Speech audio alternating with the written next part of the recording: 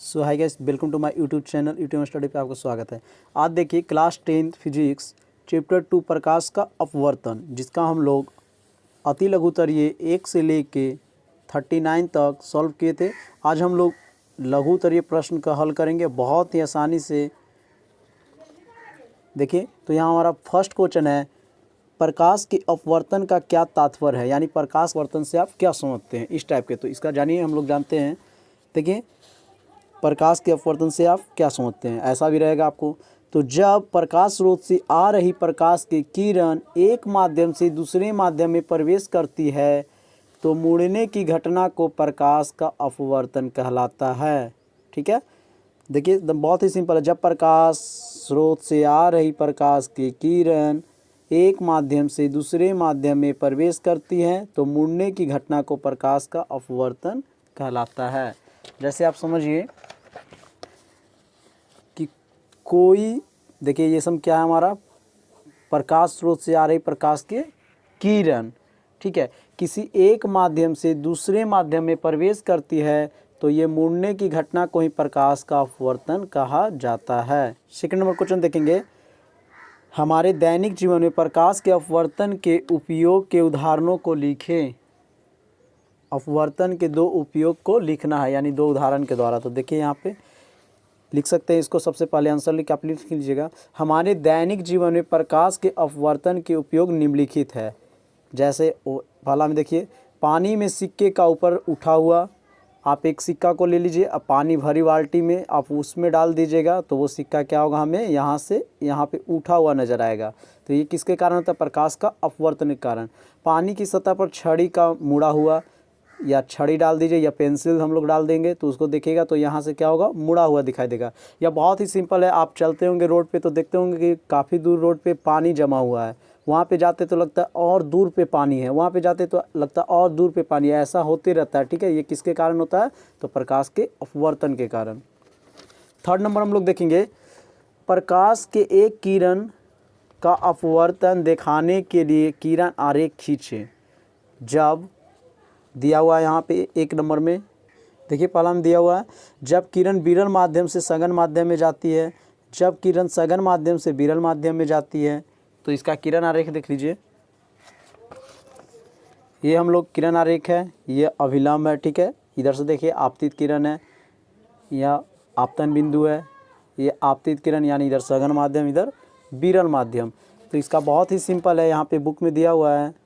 तो देखिए जब किरण विरल माध्यम से सघन माध्यम में जाती है तो क्या होता है, अभिलंब की ओर मुड़ जाता है। और सेकंड में जब किरण सघन माध्यम से विरल माध्यम में जाता है तो अभिलंब से क्या होता है, दूर जाता है। चौथा नंबर देखेंगे हम लोग कि हवा में चलती हुई प्रकाश की एक किरण जल में तिरछे प्रवेश करती है, क्या प्रकाश किरण अभिलंब की ओर झुकेगी अथवा अभिलंब से दूर हटेगी, बताएं क्यों। अब बताना है आपको कि ये क्यों होगा। ठीक है, अगर आप हमारे चैनल पर पहली बार आए हैं तो चैनल को सब्सक्राइब कर दीजिए। देखिए यहाँ पे, हवा में चलती हुई प्रकाश की एक किरण जल में तिरछी प्रवेश करती है, जल में तिरछी प्रवेश करती है तो प्रकाश की किरण अभिलंब की ओर झुकेगी, क्योंकि जल हवा के अपेक्षा प्रकाश सघन माध्यम के साथ ही हवा के अपेक्षा जल में उसका वेग घट जाता है। देखिए एक बार फिर से, हवा में चलती हुई प्रकाश की एक किरण जल में तिरछी प्रवेश करती है तो प्रकाश की किरण अभिलंब की ओर झुकेगी, क्योंकि जल हवा के अपेक्षा प्रकाश सघन माध्यम है, साथ ही हवा के अपेक्षा जल में उसका वेग क्या हो जाता है, घट जाता है। 5 नंबर देखेंगे, कांच के आयताकार सी लिपटी में अपवर्तन के दो किरणों का नामांकन चित्र खींचे। ये काफ़ी मोस्ट VVI क्वेश्चन है, क्योंकि ये बिहार बोर्ड 2-3 बार पूछ चुका है। ठीक है, आप लोग क्वेश्चन बैंक में देख सकते हैं। तो देखिए इसको जानते हैं हम लोग, इसको हम बना लिए हैं। तो देखिए यहाँ पे आप चित्र नोट कर लीजिएगा और उसके बाद नीचे लिख लीजिएगा, मान लिया कि ABCD कांच के एक आयताकार सिल्ली है। एक आयताकार क्या है हमारा, सिल्ली है। ठीक है, जिसकी सतह AB पर प्रकाश की किरणें आपतित होती है। तो सतह AB से अपवर्तन के बाद अभिलंब की ओर PQ किरण के रूप में कांच की सतह CD पर आपतित होती है। पुनः कांच की सतह DC से अपवर्तन के बाद किरण PQ अभिलंब से दूर QR दिशा में निर्गत हो जाती है। आप यहाँ पे वीडियो रोक के आप नोट कर लीजिएगा, ये काफ़ी महत्वपूर्ण क्वेश्चन है क्योंकि बिहार बोर्ड इसे 2 से 3 बार पूछ चुका है, हो सकता है इस बार कहीं आ जाए। 6 नंबर क्वेश्चन देखेंगे, पानी में रखा हुआ सिक्का कुछ ऊपर उठा हुआ प्रतीत होता है, क्यों? तो आपको बताया था कि हम लोग एक बाल्टी में अगर सिक्का रखेंगे तो वो कुछ ऊपर प्रतीत होता है, पता है किसके कारण? तो आइए हम लोग जानते हैं। देखिए, पानी में रखा हुआ सिक्का कुछ ऊपर उठा हुआ प्रतीत होता है क्योंकि यहाँ प्रकाश के अपवर्तन के नियम लागू होता है, जिसके कारण ही क्या होता है हम लोग का ऊपर उठा हुआ प्रतीत होता है। 7 नंबर देखेंगे, प्रकाश के अपवर्तन के नियमों को लिखना है। तो हम लोग जानते हैं प्रकाश के अपवर्तन के कितने नियम है? 2। देखिए इसका पहला, आपतित किरण, अपवर्तित किरण और आपतन बिंदु पर खींचा गया अभिलंब तीनों एक ही समतल में हो। यानी जो आपतित किरण होता है, अपवर्तित किरण होता है और आपतन बिंदु पर खींचा गया अभिलंब तीनों एक समतल में हो। ठीक है, ये हमारा पहला नियम है। सेकंड देखिए, प्रकाश के किसी विशेष वर्ण के लिए आपतन कोण की ज्या और अपवर्तन कोण के ज्या का अनुपात एक नियतांक होता है जिसे हम लोग म्यू से सूचित करते हैं। इसे क्या पढ़ा जाता है? म्यू से सूचित करते हैं। इसका फॉर्मूला होता है sin i बटा sin r। इसे स्नेल का नियम भी कहा जाता है। आप ध्यान रखिएगा क्योंकि हमारा अगला क्वेश्चन ही है स्नेल का नियम क्या है, 8 नंबर। तो इसको आप वहीं से लिख सकते हैं कि प्रकाश के किसी विशेष वर्ण के लिए आपतन कोण की ज्या और अपवर्तन कोण के ज्या के अनुपात एक नियतांक होता है जिसे म्यू से सूचित किया जाता है, इसीलिए sin i बटा sin r इसे स्नेल का नियम कहते हैं। तो स्नेल का नियम आपको पता हो गया। ठीक है, प्रकाश के किसी विशेष वर्ण के लिए आपतन कोण के ज्या एवं अपवर्तन कोण के ज्या का एक अनुपात होता है जिसे हम लोग म्यू से सूचित करते हैं। ठीक है, इसका फॉर्मूला होता है sin i बटा sin r। ये भी क्वेश्चन काफ़ी बार आ चुका है ऑब्जेक्टिव में, तो आप हमेशा देखिएगा। ठीक है, क्या स्नेल का नियम क्या है, ये ऑब्जेक्टिव में हमेशा रहता है। तो हमारा यहीं से 2 क्वेश्चन हो गया। अब 9 नंबर देखिए दिया हुआ है कि हीरे का अपतनांक 2.42 है। इस कथन का क्या अर्थ है कि संकेत में दे दिया हीरे में निर्वात शून्य अपेक्षा इतना गुनी धीमे चाल से चलता है। आपको पता है ये भी क्वेश्चन बहुत ही महत्वपूर्ण है, ये भी क्वेश्चन आया हुआ है, तो आप इसे ध्यान से देखिएगा।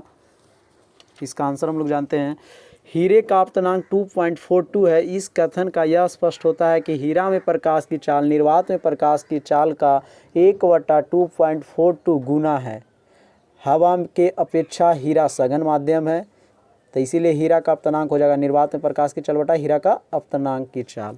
तो देखिए हम लोग का ये कितना था, अपतनांक दिया हुआ है 2.42 और लिख देंगे निर्वात में प्रकाश की चाल बटा हीरा में प्रकाश की चाल। इसका आंसर यही होगा। आई होप कि आप लोग की वीडियो अच्छा लग रहा है। अगर वीडियो अच्छा लग रहा है तो चैनल को सब्सक्राइब जरूर कीजिए और दोस्तों के पास शेयर करें। देखिए अगला हम लोग 10th नंबर हल करेंगे।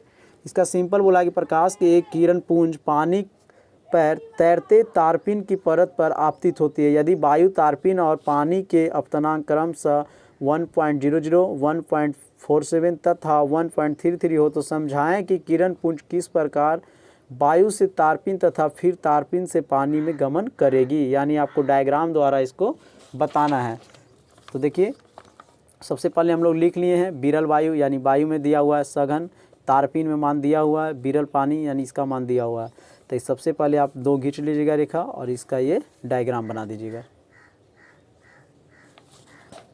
आगे देखिए हम लोग 11 नंबर, आपके एक उत्तल लेंस, एक अवतल लेंस तथा एक कांच की वृत्ताकार पट्टिका दी गई है। उनकी सतहों को बिना छुए आप अंतर स्पष्ट कैसे कर सकते हैं? ठीक है, देखिए 11 नंबर का, हमें एक उत्तल लेंस, एक अवतल लेंस, एक कांच के वृत्ताकार पट्टिका दी गई है। इनकी सतहों से बिना छुए उनमें अंतर स्पष्ट करने के लिए बारी बारी से उन्हें किसी पुस्तक के एक पृष्ठ के पास लाते हैं और छपे अक्षरों, ठीक है, छपे अक्षरों को ध्यान से पढ़ते हैं। अब देखिए 1 नंबर में, यदि छपे अक्षर अपने वास्तविक आकार से बड़े दिखाई पड़ता है तो ये उत्तल लेंस होगा।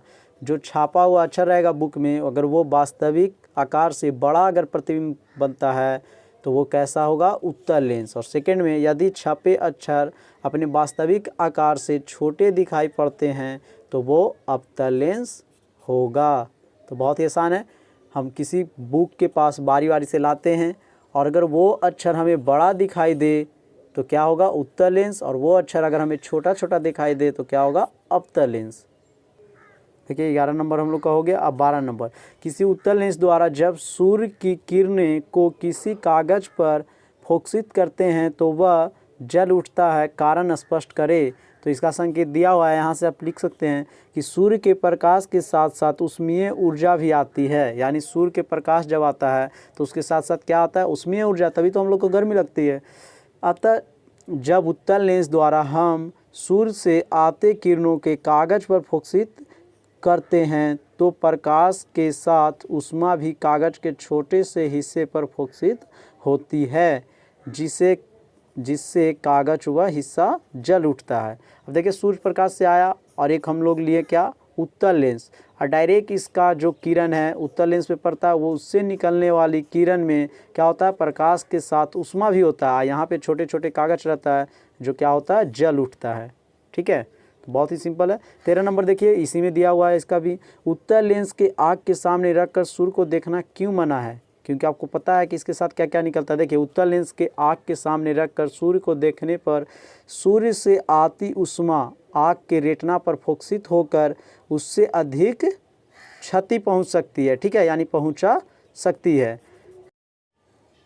तो देखिए जब सूर्य प्रकाश से सूर्य किरण आती है तो आपको पता होगा प्रकाश प्लस में क्या लाती है ऊष्मा, और उसको हम लोग अगर उत्तल दर्पण के सामने रखते हैं तो उससे निकलती है, यहाँ पे दिया हुआ था प्रकाश के साथ ऊष्मा भी निकलती है, और ऊष्मा आगे अगर हमारे डायरेक्ट आँख के रेटिना पर पड़ेगा तो क्या होगा अधिक क्षति की करेगा। अब देखिए 14 नंबर, किसी उत्तल लेंस के आपतित किरण लेंस के अक्ष के समानांतर है तो वह लेंस से अपवर्तन के बाद पश्चात किस प्रकार मुड़ेगी, किरण आरेख द्वारा आपको स्पष्ट करना है। तो इसका देखिए ये हमारा हो गया लेंस, ये हो गया मुख अक्ष, ये आपतित किरण है। तो लेंस से जब मुड़ेगी तो कहाँ से गुजरती है फोकस से होकर, ये आप नोट कर लीजिएगा। और ये हमारा भाग 1 है। या देखिए 15 नंबर आपको हम बता देते हैं पहले, जब वस्तु उत्तल लेंस F और 2F के बीच स्थित हो तो प्रतिबिंब बनने के किरण आरेख द्वारा दिखाएं। यहाँ पे देखिए बुक में दिया हुआ है F1 और 2F के बीच स्थित वस्तु प्रतिबिंब, यानी AB का जो ही वस्तु हो वो हमें क्या होता है थोड़ा सा बड़ा प्रतिबिंब प्राप्त होता है। इसे आप नोट कर लीजिएगा। तो 1 से लेके 15 तक हम लोग हल कर लिए। अगर इस वीडियो पर आप लोग अच्छा प्यार देते हैं तो बहुत जल्द 16 से लेके लास्ट 22 तक सेकंड वीडियो डाल देंगे। ठीक है, ये भाग 1 हुआ, अब भाग 2 बना देंगे। लेकिन आपको इसके लिए ये वीडियो को काफ़ी अच्छा प्यार देना होगा। शेयर कीजिए दोस्तों के पास। अगर चैनल पे पहली बार आए तो सब्सक्राइब कीजिए। जय हिंद, जय भारत।